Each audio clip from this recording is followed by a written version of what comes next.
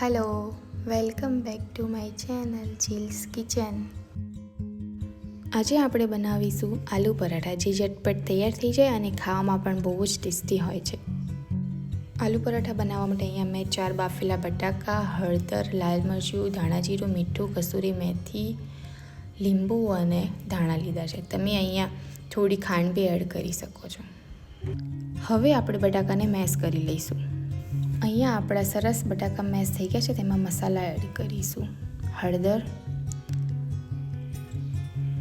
લાલ મરચું પાવડર, ધાણા જીરું, સ્વાદ પ્રમાણે મીઠું અને કસૂરી મેથી, ટેસ્ટ પ્રમાણે લીંબુનો રસ એડ કરીશું અને ધાણાથી ગાર્નિશ કરી લઈશું અને આ બધું સરસ રીતે આપણે એક બાઉલમાં મિક્સ કરી લઈશું। સરસ મજાનો આપણો અહીંયા આલુ પરોઠાનો મસાલો તૈયાર થઈ ગયો છે। હવે આપણે પરાઠા બનાવી લઈશું। આલુ પરોઠા બનાવવા માટે મેં અહીંયા 2 રોટલીના લોટની જ 2 સરખી રોટલી વણી લીધી છે। હવે આપણે એક રોટલી પર મસાલો સ્પ્રેડ કરી લઈશું। સરસ મજાનો અહીંયા આપણો મસાલો સ્પ્રેડ થઈ ગયો છે। હવે બીજી રોટલી આપણે સરસ રીતે ગોઠવી દઈશું અને આંગળીની મદદથી સાઈડથી દબાવી લઈશું।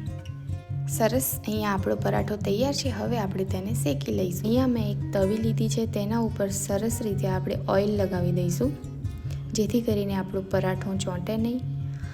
હવે આપણે તવીમાં પરાઠો મૂકી દઈશું અને સરસ ચડવી લઈશું। અહીંયા આપણો પરાઠો ચડીને તૈયાર છે। હવે આપણે તેને સર્વ કરી લઈશું। અહીંયા આપણો સરસ મજાનો આલુ પરોઠો તૈયાર છે।